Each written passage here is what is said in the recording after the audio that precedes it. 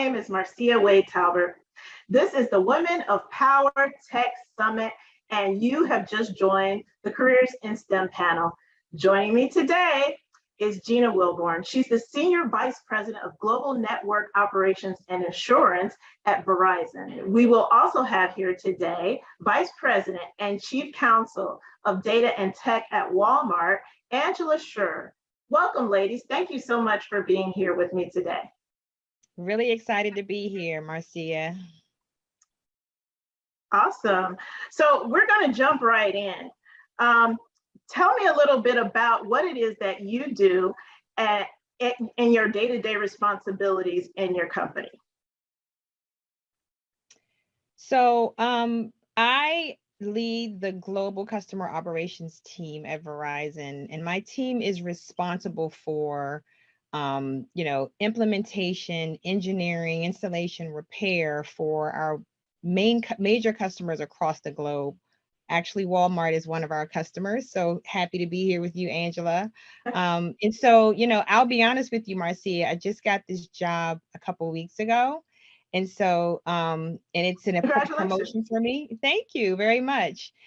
Previously, I was a Senior Vice President of Network Operations, where I built wireless and wireline networks. And so, again, excited to be here with all of you. Thank you so much, Gina. It's a pleasure to make your digital acquaintance. And Angela, tell us about how technology is instrumental in your day-to-day functions at Walmart. Technology is at the heart of everything that I do. I lead a legal team that looks at some of the most pressing and current issues in data and technology.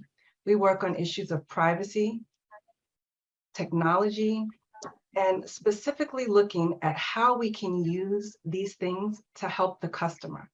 We want the use of tech at Walmart to be fair, to be transparent, and to be equitable.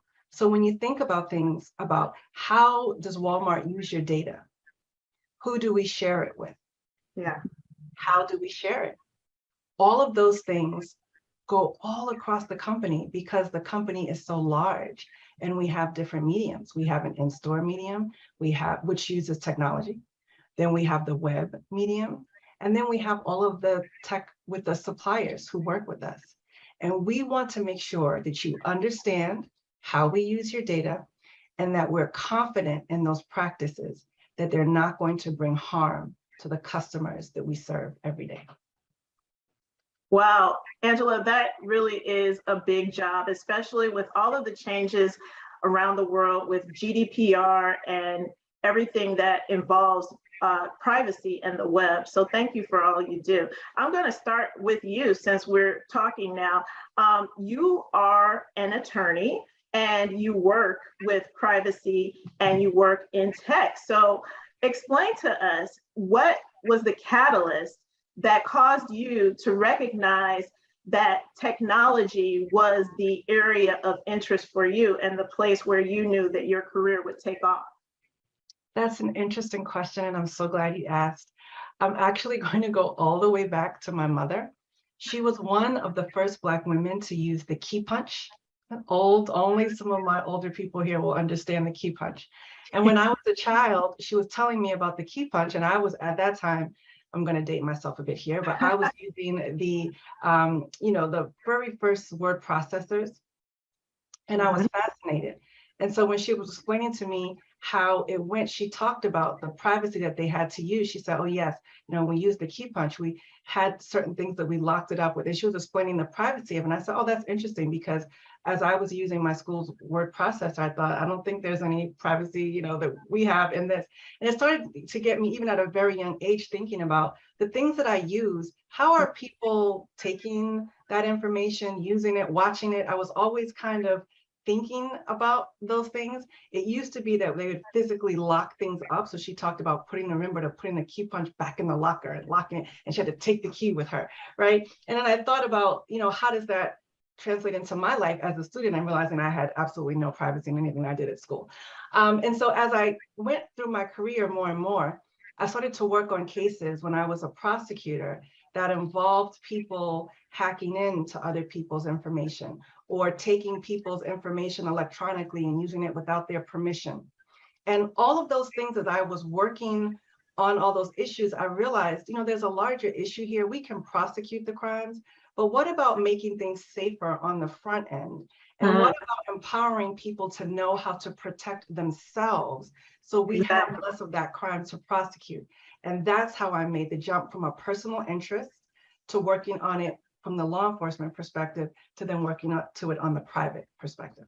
That was absolutely fascinating, Angela. It's really interesting how at a young age you saw that that was going to be a need in the future. So Gina, in your role, you're obviously working in tech, and it sounds like you started in tech from the beginning, but tell us about your day-to-day. What is it that you do at Verizon? Explain to us your role.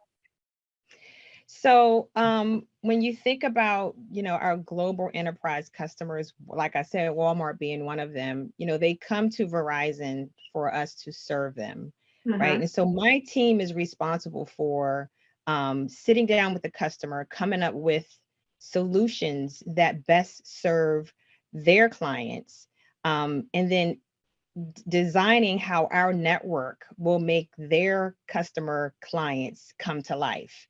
So we engineer, we provision, we install, we repair, and then there's a life cycle, right? And then there's a relationship that we build with those customers. And so if you think about all of the Fortune 500 customers, all types of verticals, that's our team. That's our responsibility. So we have teams of engineers, we have teams of representatives, we have all over the globe. And, it's really an exciting job because you get to see how we spend a lifetime building networks, and then our customers come into our network and they're able to bring their network to life. And so you heard Angela talk about, a lot of things that they're doing inside the Walmart store. In order to do that, they're going to have to connect to a bigger core network, and that's where Verizon comes in play and how we play together. And so that's what makes it very exciting for me and my team. That's wonderful. So for you, what was that catalyst? What was your moment when you realized that I want to do tech? I want to be in the tech industry, or I want to go down this path where I can use technology, engineering, or mathematics? In high school, I was really good at math.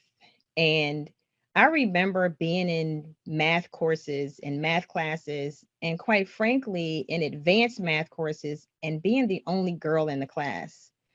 And I was so competitive, and I would ace those math courses and those classes. And I will be honest with you, I think that having parents that basically gave and empowered you that you can do whatever you want really helped me. And so I didn't realize in high school, because I was passing these math classes, that I wanted to be an engineer, right? However, I knew I loved the process of problem solving. And my parents guided me down this engineering path, right? And so my father was an engineer, so I followed him, and I went to Morgan State University, historically Black college, got my civil engineering degree, and there is where I unlocked the value that I can bring, right? In solving not just math problems, but problems of the world. And that's why I chose to go into civil engineering, which led me to where I am now. I love that. I absolutely love that, Gina. It's interesting. I was in the math club in high school as well. And so that is what put me on to STEM careers and STEM. And I didn't go down the engineering path, but I love that your parents were really instrumental in guiding you. So we've heard from both of you about what you do on a day-to-day basis.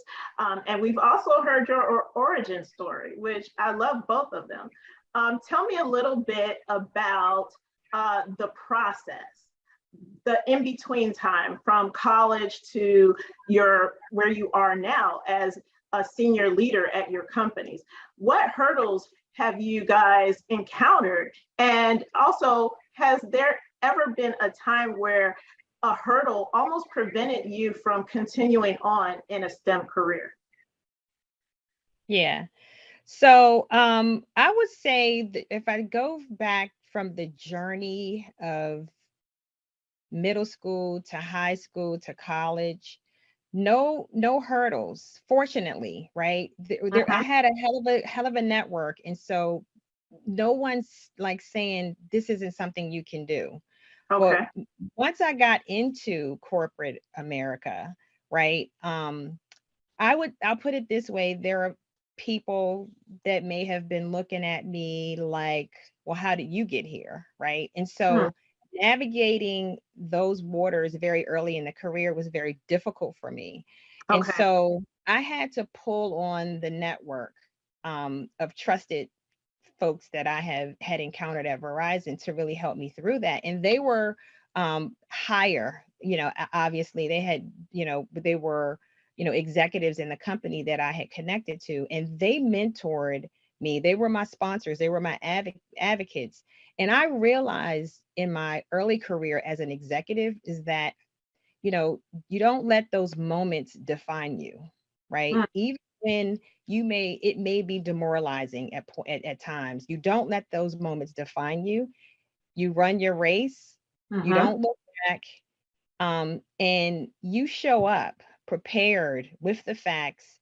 And when you do that, with hands down, you're going to be respected. And so I had to learn that the hard way because, again, you don't know that early in your career. You know that through trial and tribulations and through those experiences. And I learned that it's okay, Gina, to ask for help. I learned that very early. And when I got the help, they wrapped around me. And then I understood how to navigate those waters a little better. I love that. Can you give us some of the advice that that network gave you? I love the idea of don't let those moments define you. Can you Yeah. walk us through some of the things that they did to help you move ahead and you know tell those people who are looking at you strange, look, I've got this. Yeah. Look, first of all, you got to, know your value. Mm. You've earned a right to sit in the seat, number one. Secondly, I would say, how do you stay in the seat is you have to be prepared. I mean, it's hard work, Mm. and be prepared with facts, be able to articulate and communicate and show up and have a presence. And again, I think the most important thing that I would say to this audience is, and it sounds cliche, but stay true to yourself. It's so easy for me to walk in a room right now. I don't care who's in the room, right? I am authentic and true to myself. And that is what comes up. That's what shows up. And so, not wasn't always like that for me early in my career, but that is how I grew. And my mentors and my advocates, they're the ones that really taught me that that is the number one most important thing. And that's what I would love for this audience to take away. So Angela, we want to hear from you. Tell us about those moments that may have stopped you from continuing on in your career in STEM. I'm going to say, like Gina, I didn't have a moment that stopped me from entering. I had a very strong family network. But what I want to go back and highlight from something that Gina said, because I think this is very important, especially for younger people who are just coming up. She had earlier mentioned that she had this community, her family being one of them, and you had mentioned the math club. Find like-minded people. Yes. You have to join the clubs, you have to be in the space, and you have to be around people who value the things that you value. Maybe not all the time, not to say that you don't have friends from other disciplines or in other areas, but if you are committed to being in the field of STEM, you have to have people who've been there who can help you. It's a very specialized and different type of space than other spaces, and you will need help navigating the lingo. The way that people think, the way that things are structured. You're going to need to draw on that well of people. And even now, I'll go back to something else that Gina said. She talked about the alliance between Verizon and Walmart. My team negotiates that contract, and I can tell you, it's a good one for us because they hold the values that we hold, right? So even in the corporate space, you align with people, you contract with people who believe what you believe, who are on the same page with you. And that's a lifelong lesson. Do not think that you can enter STEM and not be in any of the spaces in which other people are. I've seen young people make that mistake. And it's lonely, and you will not get the mentorship and, more importantly, sponsorship that you need if you aren't in the spaces. That is so important, Angela. I've heard time and again how technology and STEM professionals feel lonely. And so I think that's such a valuable piece of insight. Thank you for that. So we're going to move on a little bit. Both of you are in a place where the technical aspects of your job is crucial to what you do. What do you do to make sure that you stay sharp? And along the way, what have you done in terms of not just networks, but certifications? How do you make sure that you are sharp in your area of expertise? So I'll start. I'll be honest with you, when you work inside of the technology company, inside of the company, you're a lot of times on the front row seat of changing technology, evolving technology. And so you get a glimpse earlier than most people.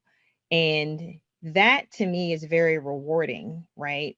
And I can, I'll use 5G as an example, right? When no one wasn't really talking about it, right? But inside the company, inside of the technology teams, we were.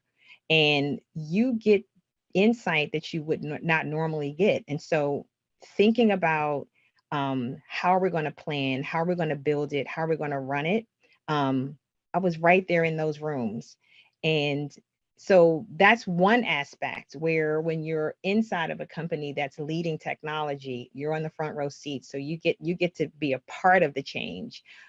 Also, I read a lot. I'm sure Angela does the same thing because it's changing so fast. And so I was more interested in understanding, okay, if we build this 5G network, how will we make people work, live, and play differently? And now you're seeing it come to life, right? If you think about like the things that are happening in these verticals and how people are using this new technology to really change and transform how they do business, the pandemic made people really rethink how they do business because it disrupted that ecosystem. And so I really have been privileged to work where I work and see the things front row and then see it come to life. And it hasn't stopped. And look, somebody is somewhere in a garage creating something that we have never even thought of. And so just reading up on it and keeping up with it is something that I enjoy to do in my pastime. I'm sure Angela does the same thing. Yeah, Angela, I know that you are an attorney, you working on the legal side of things, but the technical side of it is also extremely important. So you really have to be an expertise in two different domains. Explain to us how you do that. One of the things I will say is for younger people to take part in conferences like this, always look, whether it's NSBE or whatever, there are always organizations that are offering education. LinkedIn has, I think, a whole section on STEM and privacy. Try to find low cost, YouTube. Some universities now have open source information and you can take courses, you can take free courses. You won't get any credit, but you can just take the course to learn the information online. I even believe Harvard had some, I don't know if they still do, but leading MIT. So you can learn, and I would say to younger people, please do that. Invest the time, whether it's a podcast, whether it's an audiobook. I know times have changed. And so there's so many ways to digest and to take in the information. So that's one thing. And as you get older, to always keep current in all of the different associations that matter in your field. So for me, I'm an attorney. And so not only do I have to know, some of the technology that I work with and the implications of it, because I have to talk to people about the legal implications. Someone like Genia has this great idea and they build this great thing. And I'm like, oh, wait, what about this, that, right? And I have to understand what she's, I have to know how to talk to her. I have to understand how to speak her language and figure out how this thing really works so that I can let her know what the legal landscape is now or what I anticipate it will be once she builds this thing. And so things like continuing legal education, and going to conferences and speaking to other attorneys that I work with, having those conversations, go out to coffee with somebody, have a chat, make sure that you surround yourself with the people and ideas that are relevant to what you do. Thank you for that, both of you. So here's a question I know that a lot of attendees may be wondering. How do you thrive in a white and male dominant environment? We talked earlier about the loneliness of working in a tech career or a STEM career. So what are the resources? And we also talked about networks, but what are some of the resources and other things that help you stay confident when, as you mentioned earlier, someone is questioning, why are you here? Or how did you get here? How do you, in your own way, make sure that you know your value, as you mentioned earlier? I'll take that one. I'll really also, I'm going to hark back to something Genia said, because it's the way that I live my life from the smallest of child. Be excellent. I was raised by old-fashioned, family who taught me the power of excellence. And I will tell you something, you have to have it, because you will be in situations where you might doubt yourself. You will be in a situation where you're saying, how can people not, and you start to wonder, but I always come back to something. I deserve to be here because I'm excellent. I know my stuff. I never have that feeling of, I don't know it, I gotta learn it. I don't go anywhere unprepared. I'm always at the top of my game when I enter a room, and I bring a certain confidence because of that, because I know that I'm good, right? So that part I don't have to worry about. Now, there are other things that come with it. You can't just be good, right? You have to have EQ to get into the room, right? You have had to network to make sure that people value and see yourself, see you the way that you see yourself. There's lots of other things, but the foundation and the basis of it all is excellence. You must be excellent. Because that way, even if you have a moment where you doubt yourself, you can go back and you can say, oh, but wait a minute, right? You can lean back and you can fall back on that. Because Genia said it best, you can't let other people define you. You have to define yourself. You have to believe in yourself. And the thing that I would add to this that I really wanted to say here today, especially to any young people watching, find a space that also values you. If you enter into a space and you know you're excellent, now listen, you might not be excellent, so you have to determine that for yourself. But if you know you are excellent, you find a space, and there are those spaces. You sometimes have to work to find them, but find a space that values what you bring, because it's easier, right? When you go someplace and they want you and they're supporting you and they believe in you, then you get that confidence and it's easier for you to go. We don't always have that luxury. Sometimes we have to start out where we have to start out and we have to make it.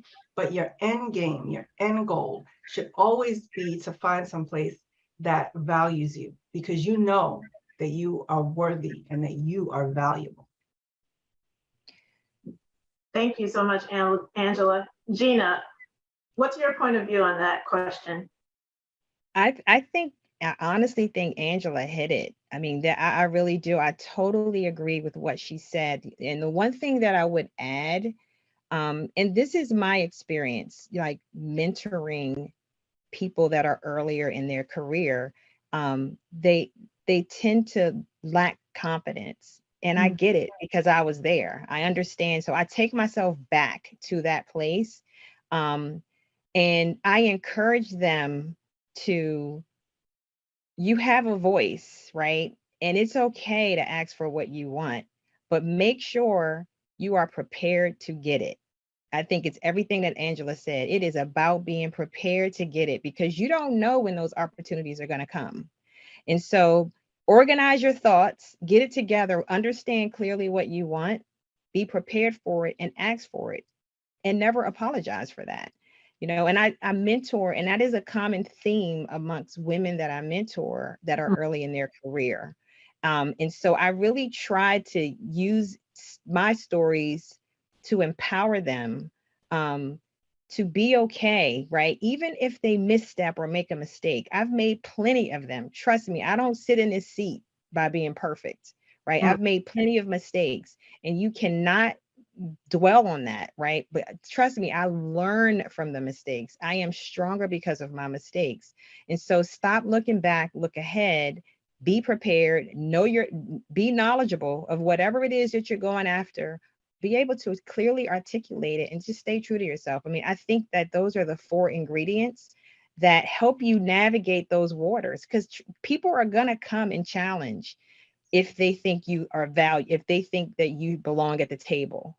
That's going to happen. That still happens to me today, but it rolls right off of me because I am at a different place. But to the younger generation, it is going to take, you know, them time and trial and tribulation and experience to go through it. So if I can reach any of them, I would say exactly what Angela said, you know, be prepared always for the opportunity. I love what you just said. If people believe that you belong at the table, they're going to challenge you. So yes, that's worth repeating. So this is the last question before we end. You guys were both really had the great experience of starting out in STEM at a very young age.